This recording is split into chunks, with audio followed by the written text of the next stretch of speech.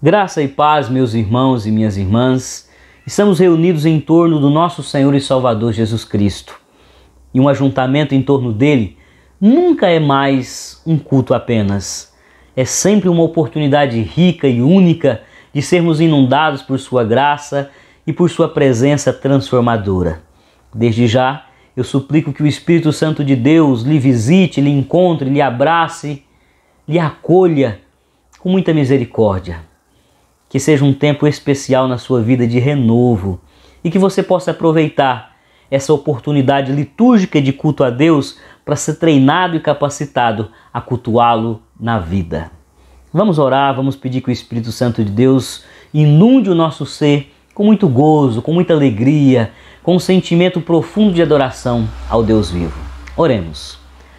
Deus de toda graça, nós te louvamos, porque na sua santidade, na tua grandeza, na tua justiça, o Senhor se curva, o Senhor vem a nós, o Senhor ouve as nossas orações, o Senhor nos visita, o Senhor se põe em nosso meio para acolher os nossos louvores, a nossa adoração, as nossas dores e as nossas súplicas. Eu te louvo, ó Pai, porque um Deus tão sublime nesse momento se inclina, se coloca em nosso meio para estar recebendo de uma geração, de um povo tão pecador, louvores tão imperfeitos. Antes de mais nada, ó Pai, eu lhe peço perdão, eu lhe peço misericórdia sobre a tua igreja, para que tenhamos nesse momento muita alegria, muita liberdade de louvar. Que cada irmão e cada irmã, inclusive eu, possa estar na tua presença com o coração purificado, com o coração visitado pela graça de Jesus de Nazaré. Que aspergidos uma vez mais com o sangue de Jesus, esse povo que se reúne para te cultuar, possa erguer louvores muito agradáveis ao seu coração, ó Pai. Assim eu oro pedindo inspiração, pedindo perdão e desde já declarando a grandeza, a beleza e a riqueza do teu ser. Eu oro em nome de Jesus. Amém e amém. Louvemos o nosso Deus. Boa noite, irmãos. Graça e paz a todos. Nesse momento fomos chamados a adorar o nome do Senhor, a levantar nossa voz com toda a nossa força e dizer que Ele é maravilhoso, que Ele é o dono da nossa vida. Vamos louvar a Ele. Amém?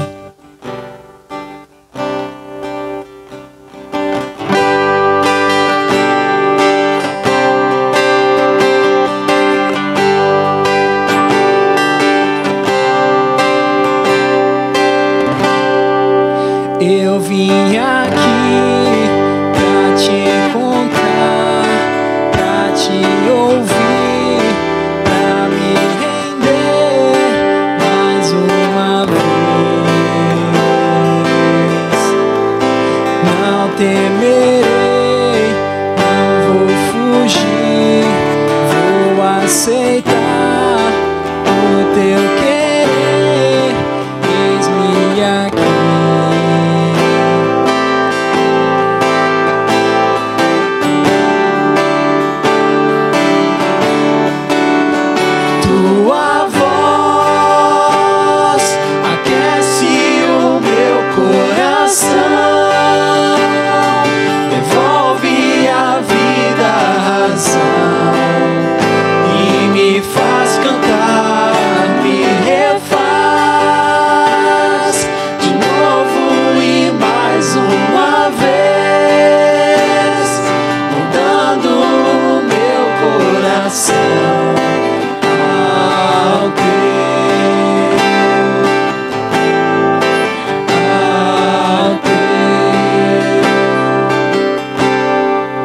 Eu abro mão de decidir o que é melhor, vem governar meu coração. És o meu Deus, o meu Senhor, dono de mim e mais ninguém me ama assim.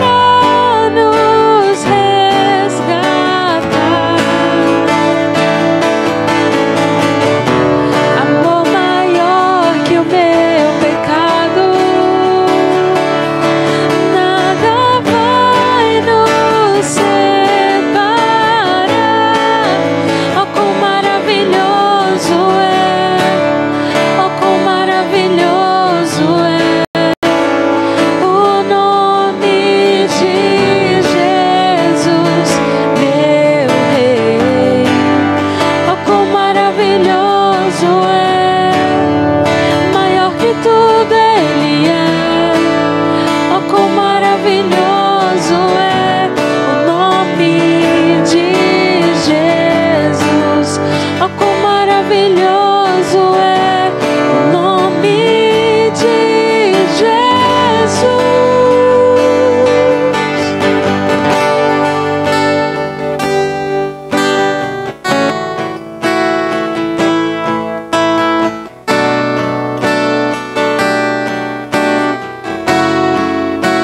A morte venceste, o véu tu rompeste, a tumba vazia agora está. O céu te adora, proclama tua glória, pois ressuscitaste e vivo está. És invencível, inigualável, hoje pra sempre reinarás. Teu é o reino, tu é a glória, acima de todo nome está. Poderoso esse nome é, poderoso esse nome é, o nome de Jesus, meu Rei. Poderoso esse nome é, mais forte que tudo é. Poderoso esse nome é, o nome de Jesus. Poderoso esse nome é, o nome de Jesus.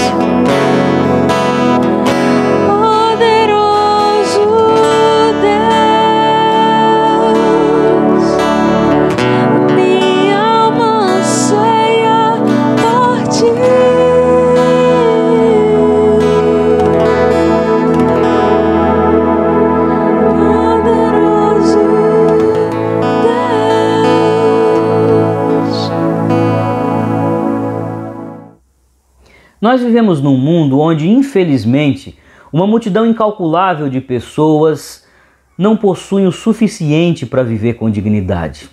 Mas também vivemos num mundo onde uma parcela gigantesca de pessoas vive todos os dias aterrorizada com a possibilidade de um dia não ter o suficiente para viver com dignidade.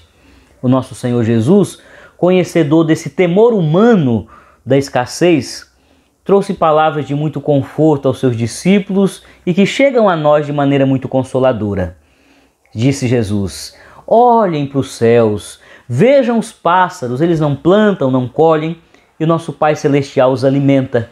Olhem de igual modo para os lírios do campo, eles não fiam, não tecem.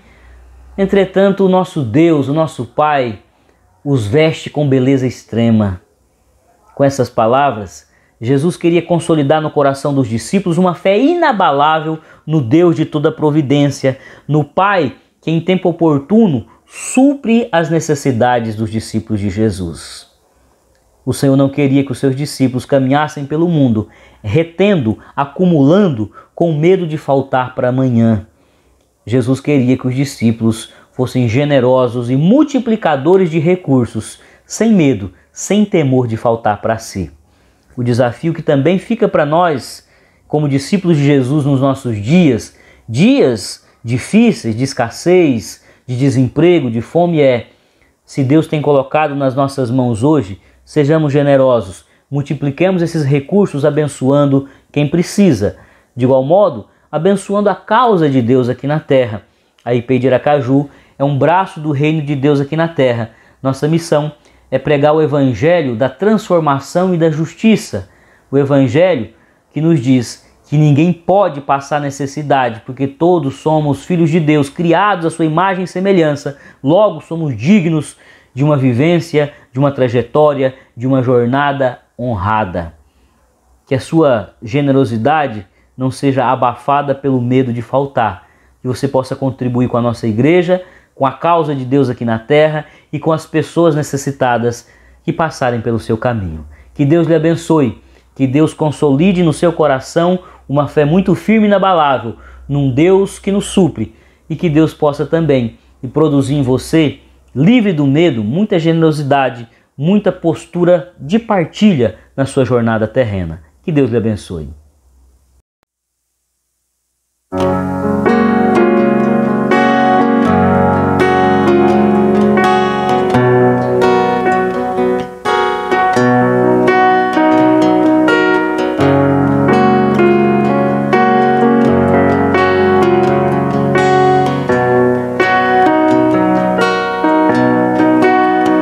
Ele me ajuda a ser quem falta muito para eu chegar.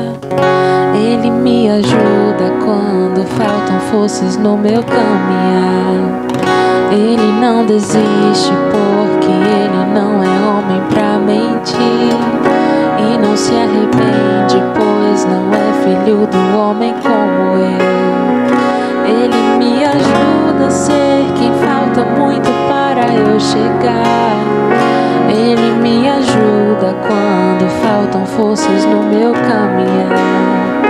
Ele não desiste porque ele não é homem pra mentir, e não se arrepende, me entende, além da vida aparente. Ele é o meu pastor e nada faltará. Ele é o meu pastor e nada faltará. O seu amor por mim me fez chegar aqui, mesmo tão cansado, desprezado, desprezível, me faz estar de pé, rompendo pela fé.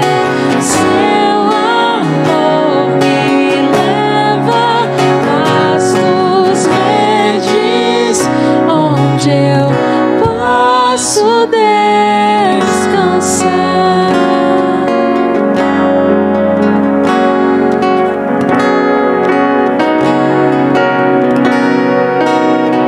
Ele me ajuda a ser quem falta muito para eu chegar. Ele me ajuda quando faltam forças no meu caminhar. Ele não desiste porque ele não é homem pra mentir, e nem se arrepende pois não é filho do homem como eu. Ele me ajuda a ser quem falta muito para eu chegar. Ele me ajuda quando faltam forças no meu caminhar. Ele não desiste porque ele não é homem pra mentir, e nem se arrepende, me entende, além da vida aparente. Ele é o meu pastor e nada faltará. Ele é o meu pastor e nada faltará. Ele é o meu pastor e nada faltará. Ele é o meu pastor e nada faltará. O seu amor por mim me fez chegar aqui, mesmo tão cansado, desprezado, desprezível, me faz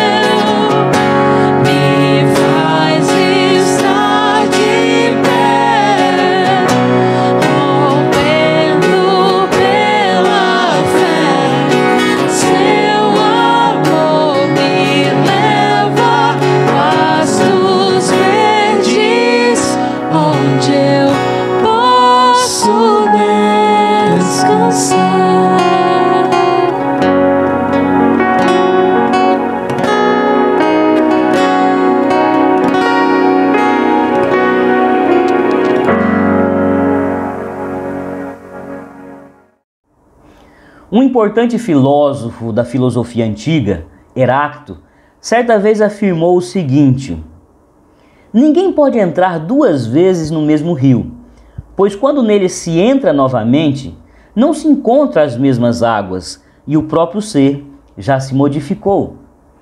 Heráclito queria levar ao conhecimento dos seus ouvintes, através desse pensamento, a verdade de que a condição humana é de contínua mudança.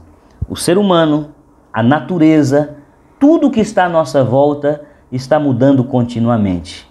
Por isso ele diz: quando entramos num rio, nós nos banhamos provisoriamente naquelas águas, pois logo virão outras águas, e o rio já não será mais o mesmo.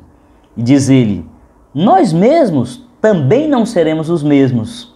Isso porque o ser humano é muito sensível a tudo que está fora de si. Nós somos impactados pelos afetos das pessoas ou a falta de afeto das pessoas. Nós somos impactados pelas rupturas relacionais. Nós somos impactados pela escassez. Somos impactados quando os recursos nos faltam. Somos impactados pela abundância de recursos.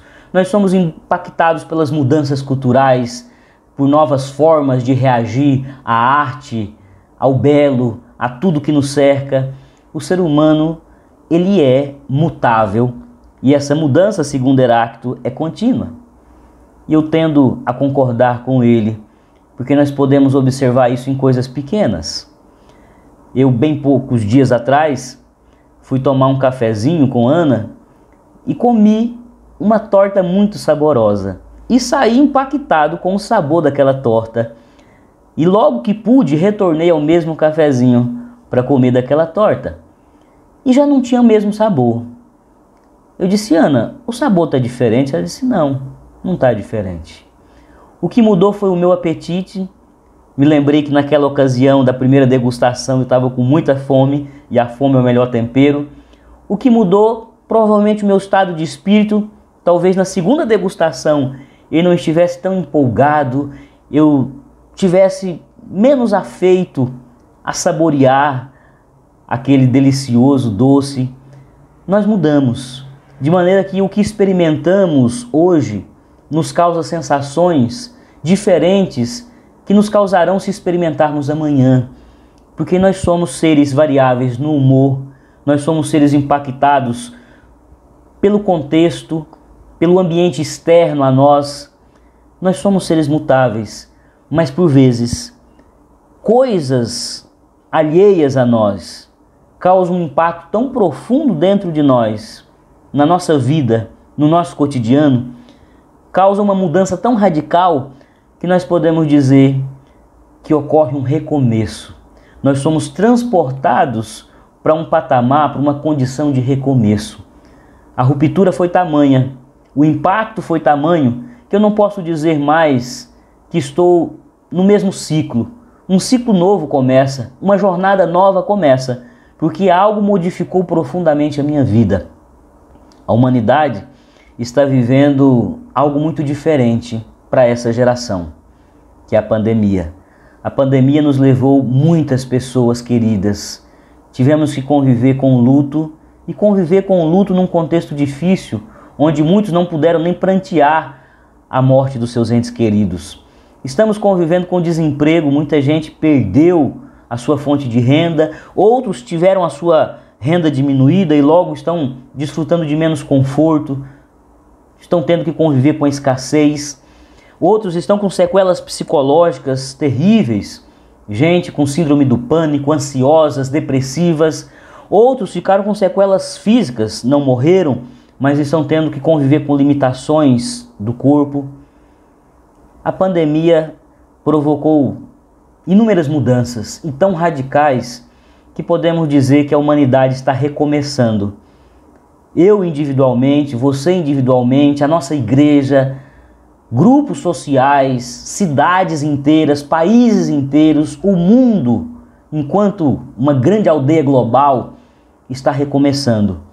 E é nesse contexto que o Espírito Santo me tocou para iniciar uma nova série com vocês, cujo título é Recomeço. Nós vamos visitar alguns personagens bíblicos que nos trarão inspiração e lições para lidar com os recomeços que a vida nos impõe. A pandemia está trazendo isso de uma maneira muito explícita, mas desde sempre nós tivemos que conviver com eventos extraordinários e inesperados que nos impuseram recomeços. Pessoas que partem, relacionamentos que são rompidos, empregos que nos são tirados e temos que recomeçar profissionalmente, uma saúde que é debilitada por uma doença crônica e nós devemos aprender a recomeçar convivendo com aquela limitação orgânica, problemas da psique que também são crônicos muitas vezes e nós temos que reaprender a lidar com aquela fragilidade mental, psíquica. Muitas coisas impactam a nossa existência aqui na Terra e o recomeço muitas vezes não é uma opção, é uma imposição da vida e nós temos que saber lidar com isso de maneira sábia. Nesse primeiro encontro, o tema é Paulo, recomeçar exige ressignificar. Eu convido você a abrir a sua Bíblia lá no livro de Atos, no capítulo 9, onde nós leremos a partir do verso 1, a famosa história da conversão de Saulo. Diz assim as Sagradas Escrituras: Saulo, respirando ainda ameaças e morte contra os discípulos do Senhor, dirigiu-se ao sumo sacerdote e lhe pediu cartas para as sinagogas de Damasco, a fim de que, caso achasse alguns que eram do caminho, ou seja, que eram cristãos, assim homens como mulheres, os levasse presos para Jerusalém. Seguindo ele estrada fora, ao aproximar-se de Damasco, subitamente uma luz do céu brilhou ao seu redor.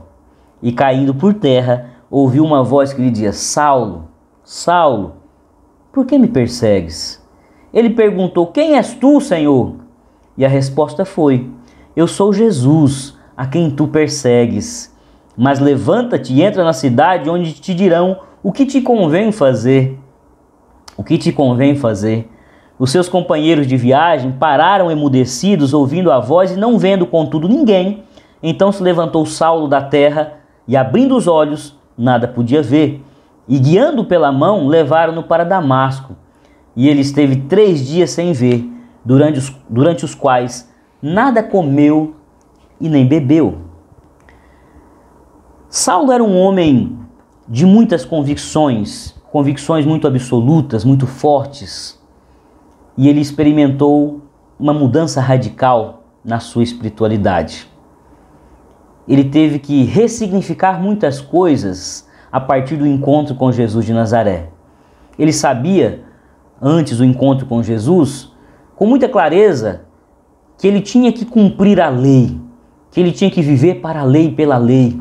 Ele sabia que o seu papel era impor a lei a qualquer pessoa, a qualquer cultura.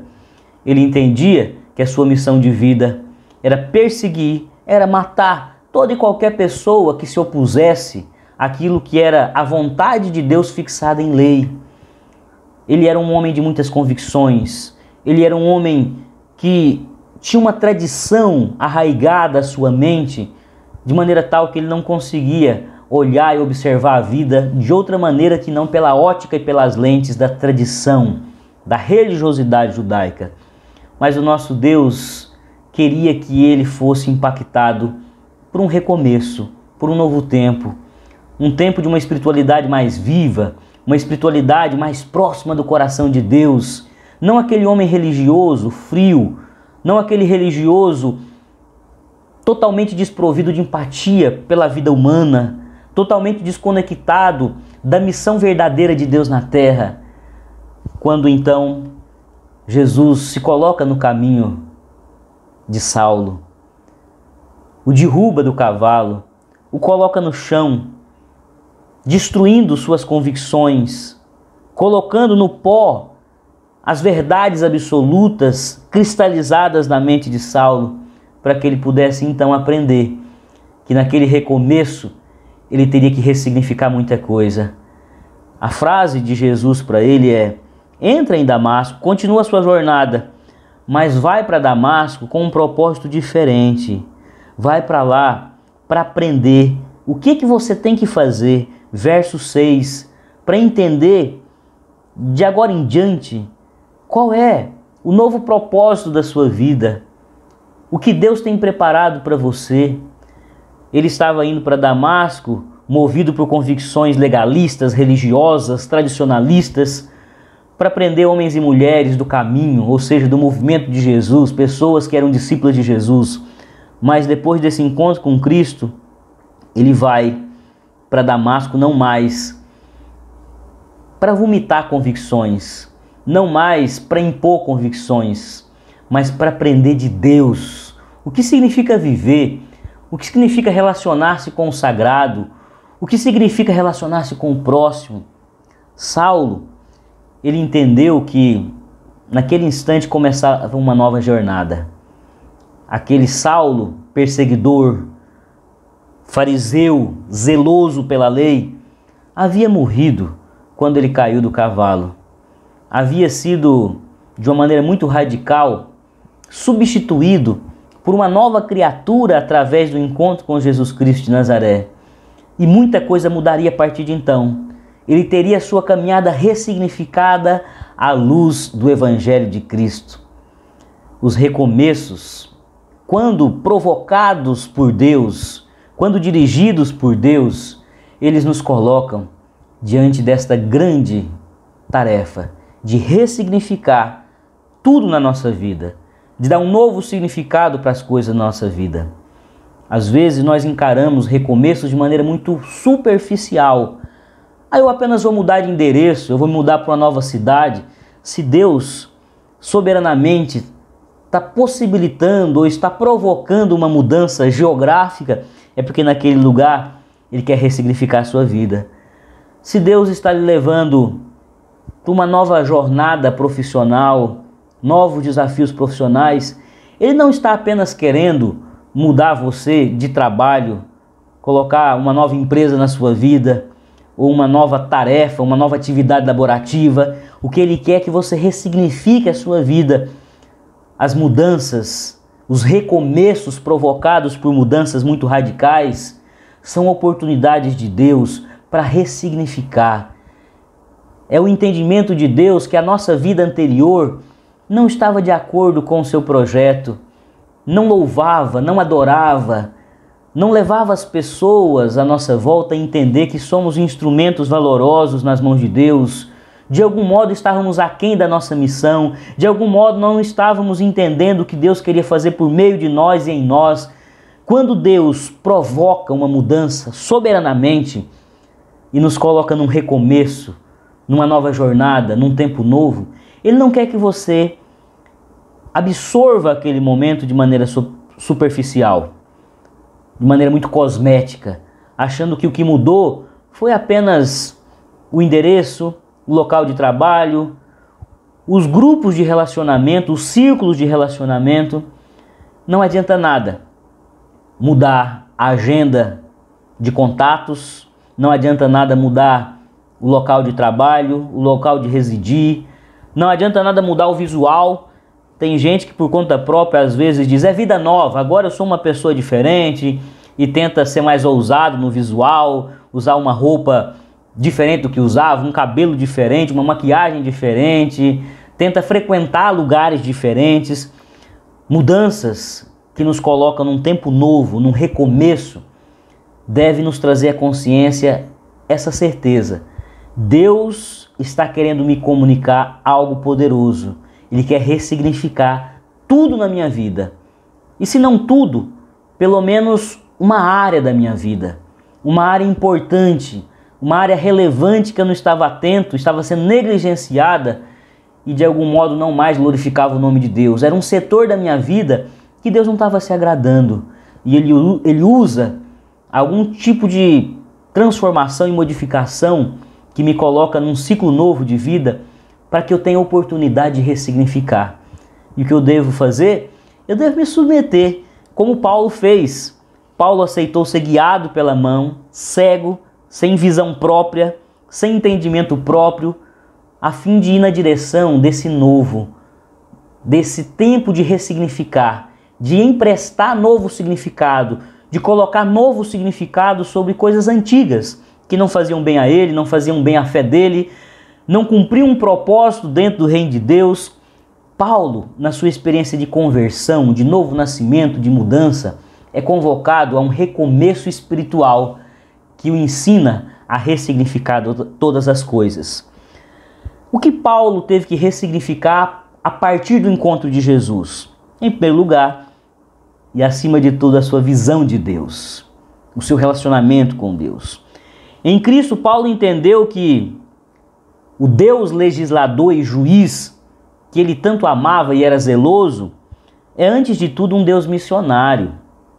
Em Cristo, Paulo deixou de enxergar o seu Deus o tempo todo sentado num tribunal ou num lugar de fazer leis impositivas, leis que cumpriam um propósito, mas quando absorvidas por pessoas muito tendentes ao legalismo, acabavam por matar, acabavam por roubar o propósito maior, que era ensinar, gerar vida, educar, dignificar o ser humano. Paulo deixou de enxergar Deus como um legislador, juiz, alguém que está com uma sentença pronta para condenar as pessoas ao primeiro sinal de erro, de vacilo, e passou a enxergar Deus como um missionário, alguém que se fez carne, habitou entre nós, ensinou, multiplicou sabedoria, trouxe propósitos para a vida de homens e mulheres e morreu na cruz para que tivéssemos vida, para que tivéssemos salvação e vida eterna. Paulo entendeu que nosso Deus é um missionário, é um prático, é um Deus engajado. Não é um Deus que está num gabinete criando leis e proferindo sentenças. A visão que Paulo tinha de Deus foi modificada, foi ressignificada. Deus agora é para ele, acima de tudo, um Deus que caminha conosco, um Deus que está conosco em nossas missões para abençoar, para fazer a diferença na nossa vida e na vida das pessoas. Jesus, é o que diz o texto de Filipenses, estando na presença da Trindade Santa, existindo em luz inacessível a nós, seres humanos, em toda glória, ele se esvaziou, habitou entre nós, sofreu dores, sofreu perseguições, injustiças, foi martirizado, crucificado, foi escarnecido, porque ele é missionário. O que Paulo passou a perceber em Deus é um Deus que está em missão contínua, mas não é para julgar, não é para condenar, não é para lançar no inferno, é para salvar, é para resgatar, é para oportunizar as pessoas a se reconciliarem com Ele. Essa visão foi ressignificada quando o nosso Senhor se apresentou diante de Saulo, dizendo: Saulo, Saulo, por que você me persegue? Saulo, por que você não entendeu que nós somos verdadeiramente parceiros nesse propósito de cumprir uma missão na terra? Mas você tem que cumprir essa missão segundo os meus parâmetros, não segundo os seus parâmetros, segundo a minha conveniência e não segundo a sua conveniência. O Saulo teve que cair do cavalo, teve que ser derrubado da sua condição de muitas convicções, de muitas certezas, para uma condição de aprendizagem, de humilde aprendizagem, aprendizagem do que é verdadeiramente caminhar com Deus. Ele teve o privilégio de estudar aos pés de Gamaliel, ele teve o privilégio de ser formado com doutores da lei, era um homem versado na lei, era um homem que sabia muito agilmente proferir ensinamentos sobre a lei, tanto que quando ele, convertido, vai fazer essa sincronia entre o Antigo Testamento, a Antiga Aliança, a Nova Aliança, a lei e os profetas, o Evangelho de Cristo, ele faz com maestria. Ele era um homem letrado e não era alguém que podia ser contado entre os muitos analfabetos do seu tempo, aqueles que não tinham acesso à leitura. Ele tinha cidadania romana, ele era um homem com bom conhecimento de filosofia grega, ele era um homem preparado, mas naquele momento, no novo começo, no recomeço, ele teve que ser aluno, ele teve que ser aprendiz. Diz o texto que nós fizemos leitura, que a ordem de Jesus é: vai para Damasco e lá vão lhe dizer o que você tem que fazer. E lá ele encontrou Ananias, que impôs as mãos sobre ele. E a partir de então, ele recebeu o Espírito Santo. E no Espírito Santo, ele passou a ressignificar a sua experiência com Deus, a sua experiência com a própria lei, com tudo que ele tinha de conhecimento. Ele ressignificou, porque o que Deus queria nesse recomeço espiritual é que a sua visão do próprio Deus fosse alterada. Porque a visão que Paulo tinha de Deus não abençoava, não gerava intimidade, não gerava uma cumplicidade, não fazia dele um ser humano melhor, não fazia dele uma pessoa mais útil ao reino de Deus. Deus muitas vezes nos derruba do nosso cavalo, nos chama a um tempo novo na espiritualidade, a partir do chão, a partir do pó, para que a gente ressignifique a visão que nós temos de Deus. Às vezes, nós também, tal qual Saulo, nos tornamos religiosos que têm uma fé morta, que têm uma fé vazia de Jesus, que têm uma fé vazia de evangelho e que não mais nos coloca diante de Deus de maneira a sermos impactados por sua glória, de sermos santificados por sua justiça, de sermos santificados por sua misericórdia, por seu amor. Nós perdemos essa capacidade de sermos profundamente transformados na presença de Deus, porque nossa religiosidade não nos permite mais. E aí surge algo inesperado numa área específica da nossa vida. No caso de Saulo, foi especificamente na sua religiosidade, especificamente na sua religião, na sua espiritualidade. Mas às vezes Deus, para tocar a sua espiritualidade, para lhe ajudar a ressignificar a sua fé, ele encontra outro caminho, outra área da sua vida, um lugar que ele sabe que é muito sensível, é muito caro para você. Jesus disse que onde estiver o nosso coração, lá estará também os nossos tesouros.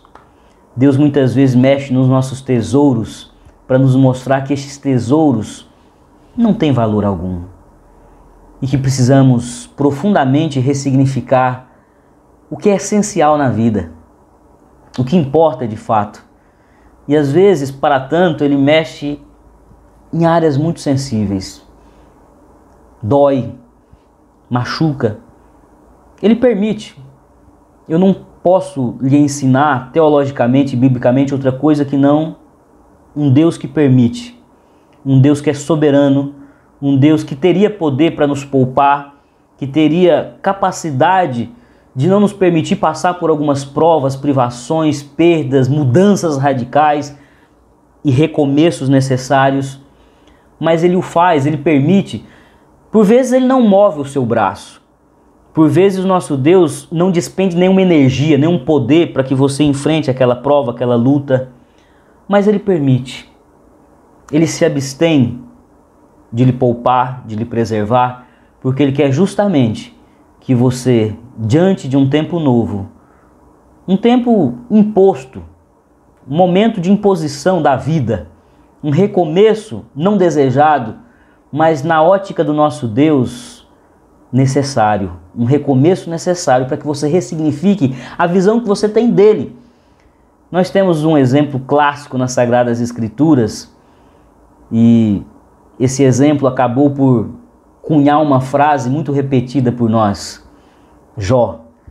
Jó, ao final da sua jornada, esse recomeço doloroso de Jó com muitas perdas familiares, afetivas, de saúde, de recursos, Jó disse: eu antes lhe conhecia de ouvir falar, mas agora os meus olhos lhe contemplam.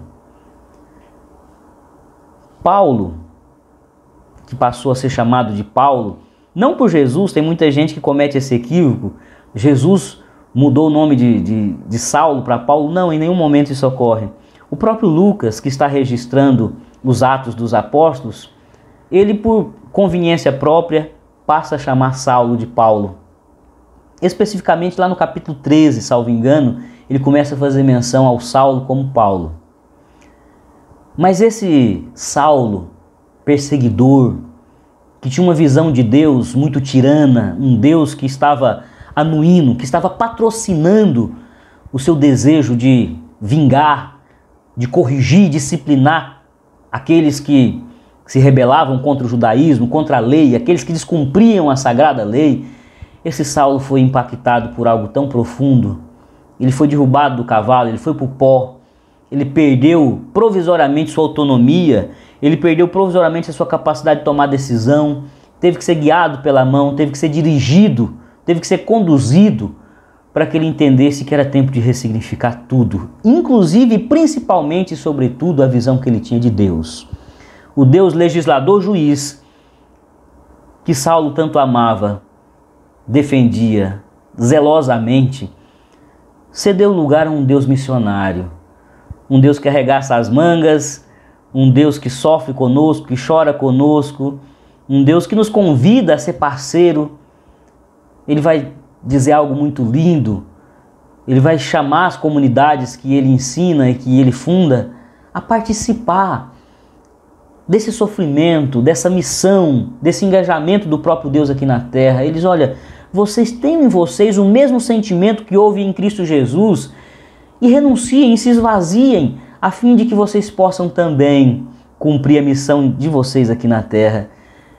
Paulo se encheu de uma visão de um Deus missionário e é por isso que ele também ressignifica a sua missão de vida.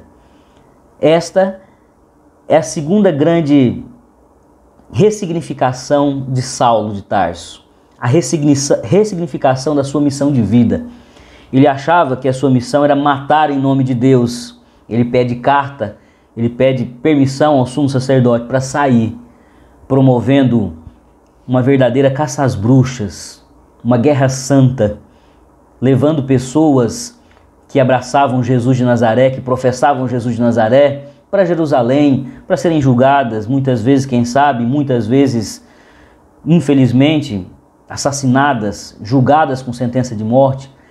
Mas o Saulo, que antes entendia que devia matar em nome de Deus, em Cristo, ele aprende que é necessário morrer pela missão de Deus.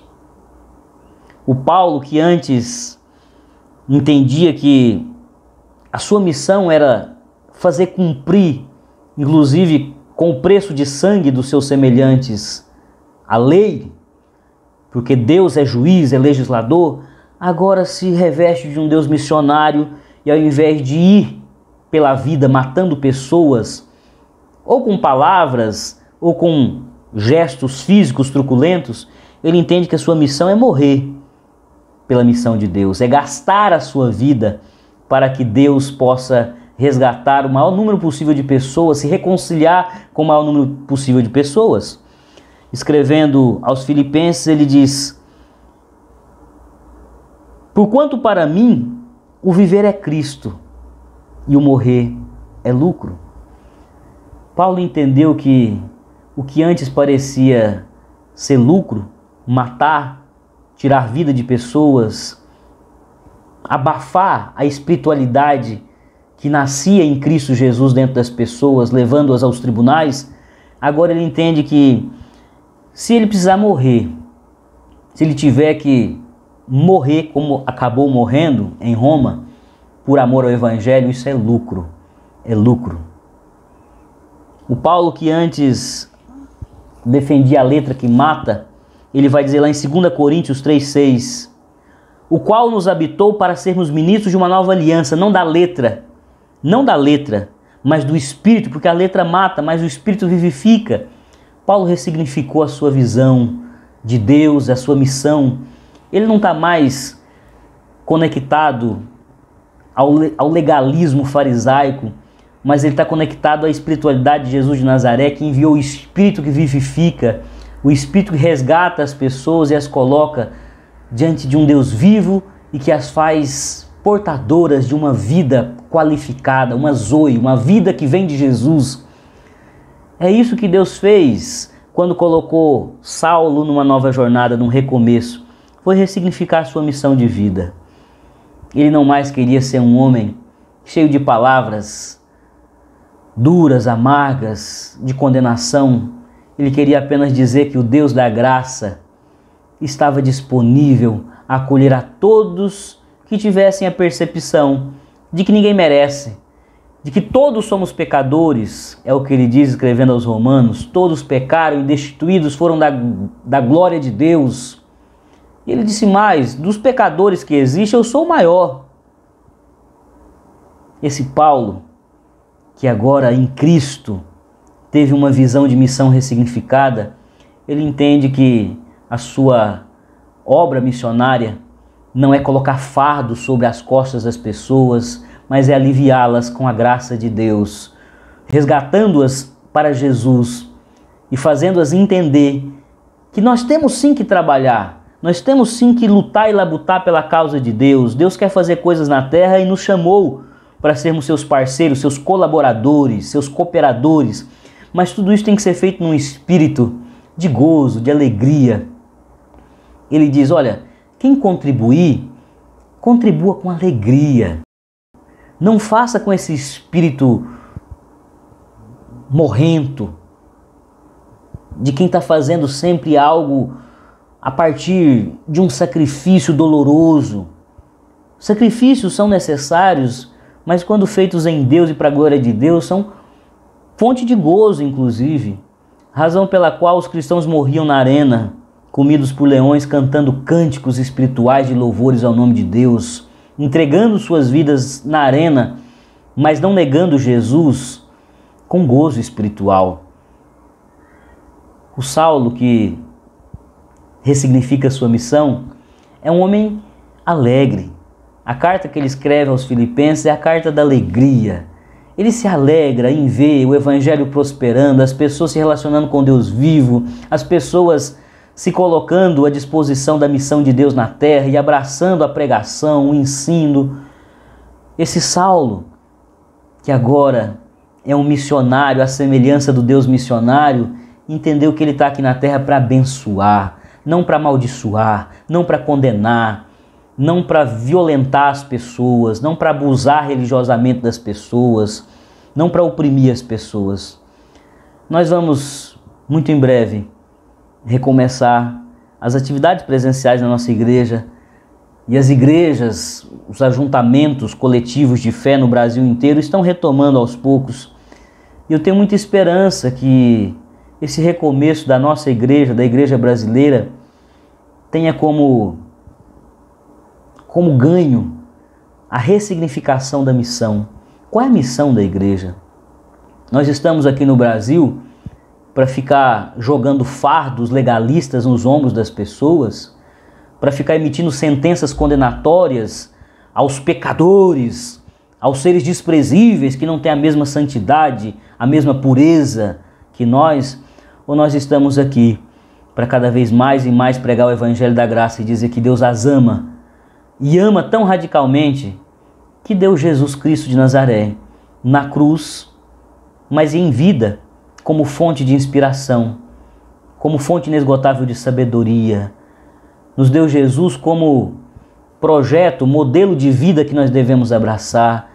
E é uma vida abundante, é uma vida digna, é uma humanidade sublime, é uma humanidade que multiplica misericórdia, é uma humanidade que multiplica generosidade, que multiplica afetos, acolhimento. A igreja tem que entender nesse recomeço que nós estamos aqui para fazer uma missão que é a missão do próprio Deus, não é nossa.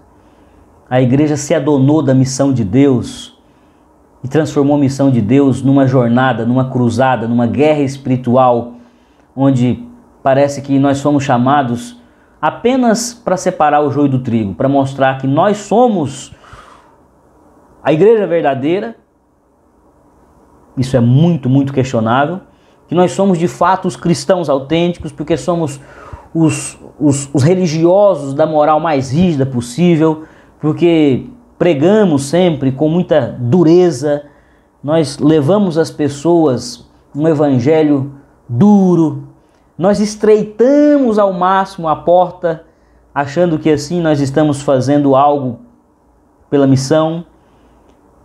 Nós desprezamos o evangelho que faz um convite universal, dizendo: vinde a mim todos que estáis cansados e sobrecarregados e eu vos aliviarei. Jesus diz: aprendei de mim, que sou manso e humilde de coração. O meu fardo é leve. o meu jugo é suave. Esse Jesus que fez um convite a religiosos cansados de serem oprimidos pelo mesmo legalismo, pelo mesmo farisaísmo que Paulo fazia parte antes da conversão, esse evangelho novo, esse vinho novo que Jesus nos deu para bebermos, está se perdendo porque a igreja se tornou um odre velho, modorrento, um odre mofado, que se apega a um tradicionalismo, que se apega a um moralismo, que se apega a um ritualismo que não gera vida. Nós não estamos fazendo aquilo que é o coração pulsante do Evangelho, que é acolher em amor, é acolher em Cristo. É dizer que o nosso Deus que abriu os braços na cruz continua de braços abertos hoje. Paulo ressignificou a sua missão a partir desse recomeço em Cristo. Paulo não via mais nenhum sentido em enfiar a lei goela abaixo nas pessoas, porque ele declarou, olha, a letra da lei, ela tem matado muito, matado do ponto de vista literal, do ponto de vista real, vidas estão morrendo, porque supostamente são descumpridores da lei, mas tem matado a espiritualidade, o gozo de estar com Deus, de falar com Deus, de se relacionar com Deus, a alegria de ter comunhão com seu irmão, com seu semelhante, tudo isso morreu porque essa lei, que é letra morta, não está permitindo que o Espírito vivifique nas pessoas uma humanidade linda e sublime que o próprio Jesus aqui na terra manifestou. Esse recomeço de Paulo, provocado por uma mudança radical, a mudança de conversão de caminhos, o Saulo que marchou para Damasco para matar discípulos de Jesus, marchou para Damasco para aprender com os discípulos de Jesus. Essa conversão de Saulo, essa mudança que colocou Saulo num recomeço de vida, o Saulo anterior ficou para trás e agora um Saulo novo nasceu, fez uma nova ressignificação, uma outra, terceira e última ressignificação que eu quero refletir com vocês, que é a ressignificação do seu próprio valor. Paulo conferiu um novo significado ao valor que ele tinha. Quando ele escreve lá aos Coríntios, 1 Coríntios 15, 9 e 10, ele diz: porque eu sou o menor dos apóstolos, que mesmo não sou digno de ser chamado apóstolo. Para falar a verdade, eu não sou apenas o menor, eu não tinha nem dignidade, direito de ser chamado apóstolo, pois persegui a igreja de Deus, mas pela graça de Deus sou o que sou. E a sua graça que me foi concedida não se tornou vã, antes eu trabalhei muito mais do que todos os outros apóstolos. Todavia, não eu que trabalhei, não foi o virtuoso Saulo, foi a graça de Deus comigo, o Espírito Santo de Deus me movimentando, me trazendo dinamismo, força, ânimo para levar cada vez mais o Evangelho da salvação. Em Cristo, Paulo entendeu que o seu status social não define o seu valor. Não são as instituições da sociedade, seja uma instituição religiosa, política, ou da sociedade civil organizada, uma classe, uma categoria, não é o que a sociedade diz que imprime o meu valor, que determina o meu valor. Eles olham, em verdade, no colégio apostólico eu sou o menor. No colégio apostólico eu sou de menos valor, porque eu não caminhei com Cristo em vida, era um critério para ser apóstolo. Eu não tenho coisas para contar que eu vivi com Jesus como testemunho ocular.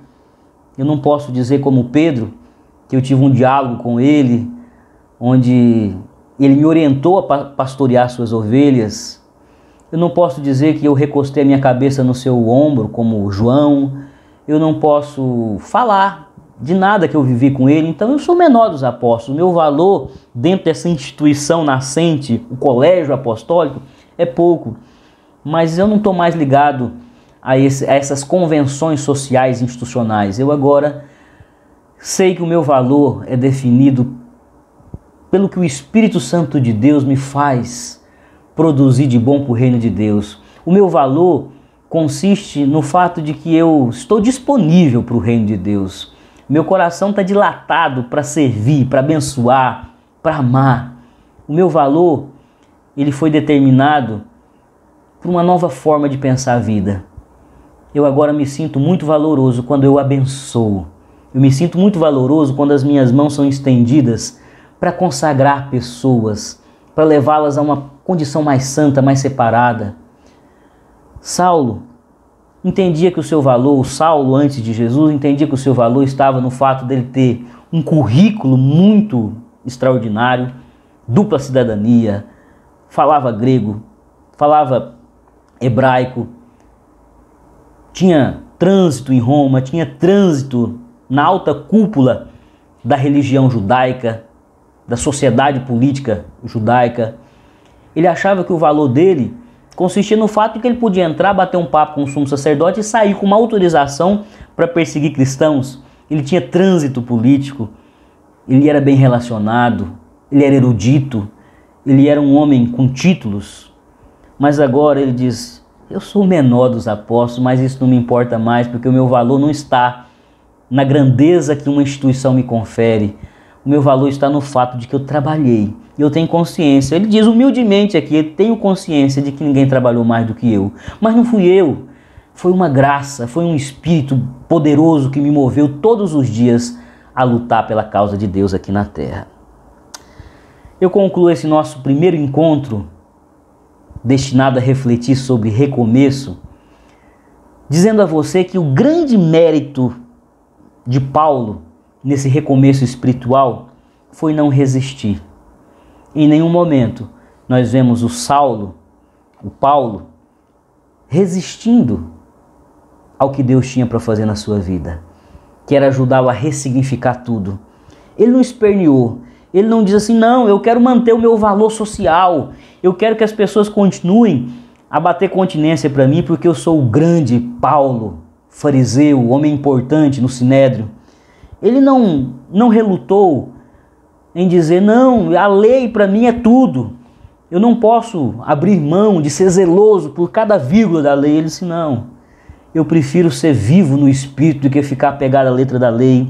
Ele não relutou em entender que ele não podia e não deveria mais ficar lançando fardos e matando as pessoas física, moralmente ou espiritualmente. Ele tinha que trabalhar e trabalhar o máximo possível para que elas fossem vivas. Ele tinha que morrer, se preciso fosse, para que elas vivessem em Cristo, em Deus. Ele não relutou, ele não esperneou, ele aceitou. Então eu não sei qual é a mudança, qual o recomeço espiritual que Deus está lhe propondo. Mas eu vou lhe dizer uma coisa: sabe qual é o seu papel nesse recomeço? Sabe qual é a virtude que você pode ter? É não resistir.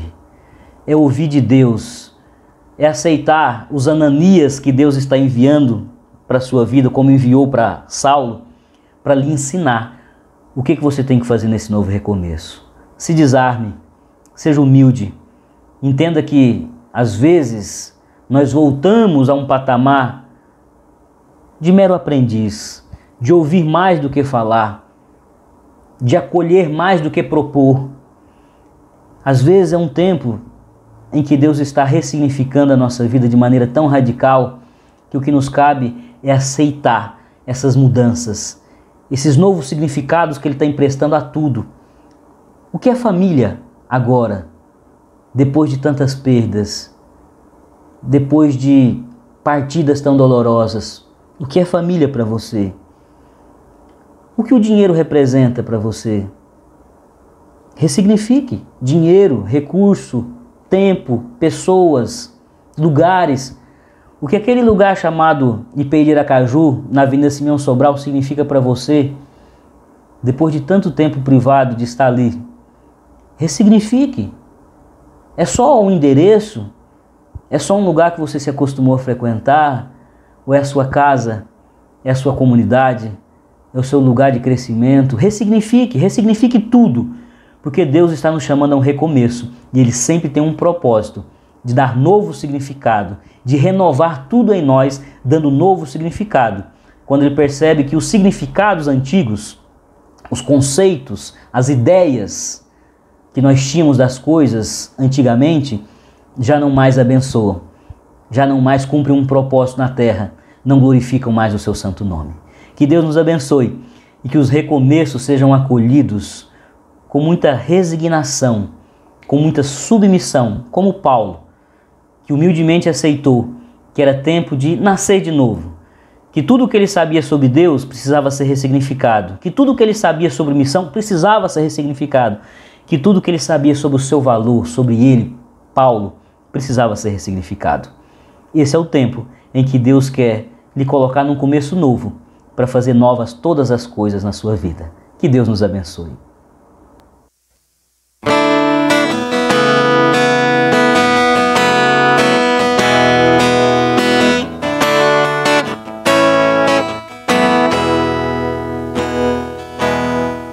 Senhor, abre os meus olhos, preciso ver a realidade de quem eu sou, criado em Ti, a Tua semelhança.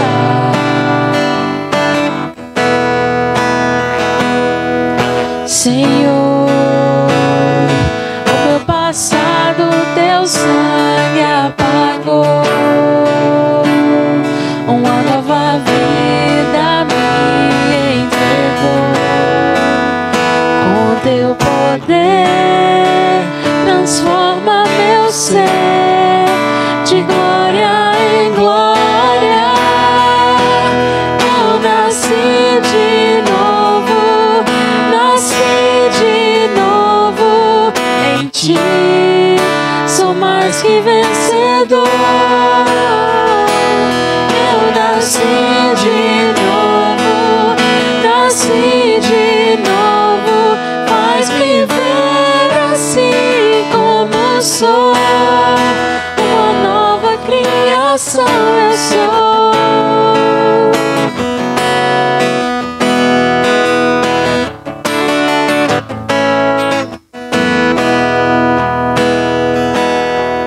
Senhor, abre os meus olhos, preciso ver a realidade de quem eu sou, criado em Ti, a Tua semelhança.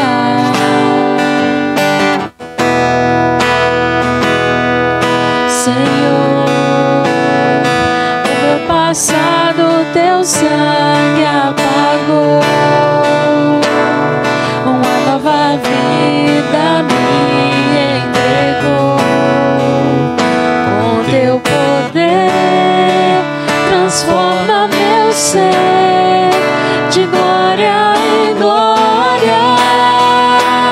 Eu nasci de novo, nasci de novo em Ti. Sou mais que vencedor. Eu nasci de novo, nasci de novo. Faz-me ver assim como sou. Contigo eu fui crucificado, morreu meu velho homem, escravo do pecado, e agora eu sou livre em Ti. Não mais eu, mas Cristo vive em mim. Eu nasci de novo, nasci de novo em Ti. Sou mais que vencedor.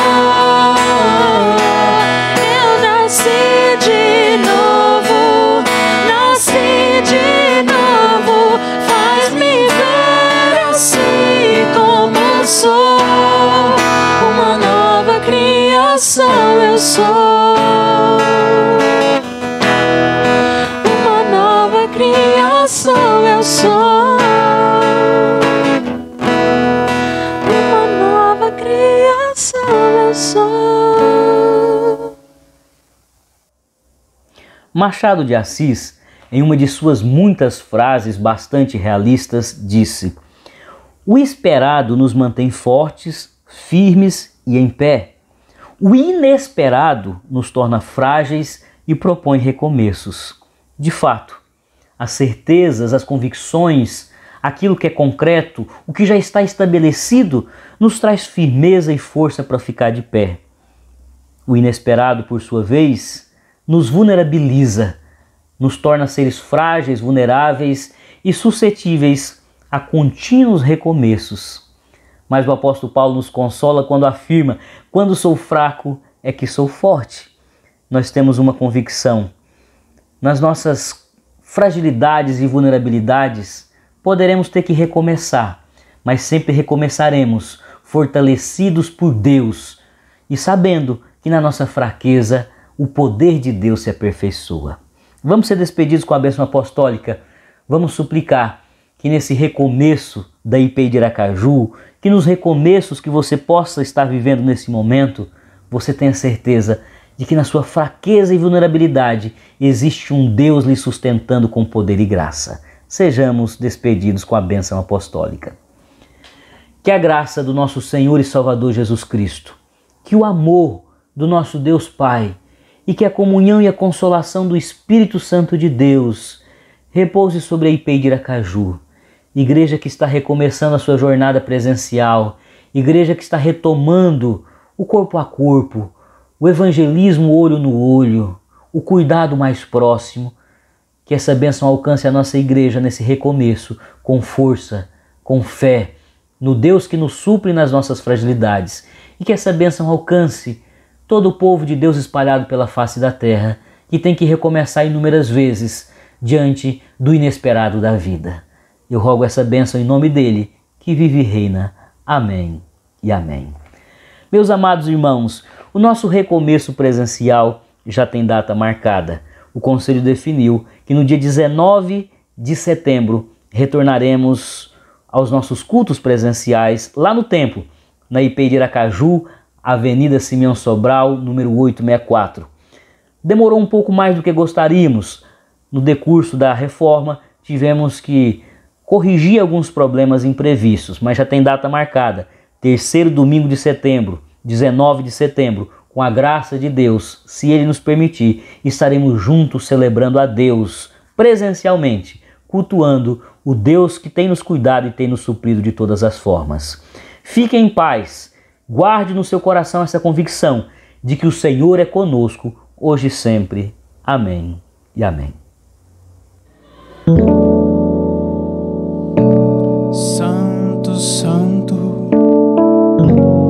meu Senhor, meu prazer é te louvar, face a face, vem dizer-te meu coração derramar. Tu criaste com teus lábios o que há na terra e mar, pois falaste, haja vida, e a vida é te louvar, e a vida é te louvar. Exaltarei